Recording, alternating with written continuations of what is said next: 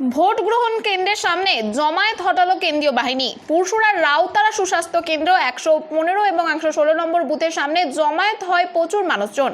QRT team গিয়ে বুথের বাইরে অর্থাৎ 100 মিটারের মধ্যে থাকা জমায়েত লাঠি উঁচিয়ে সরিয়ে দেয়। ভিড় করে থাকা মানুষজন লাঠি দেখে মাঠ দিয়ে ছুটে পালিয়ে যায়। এই বিষয়ে দেখুন বিস্তারিত 24 আওয়ার্স আরামবাগের রিপোর্ট।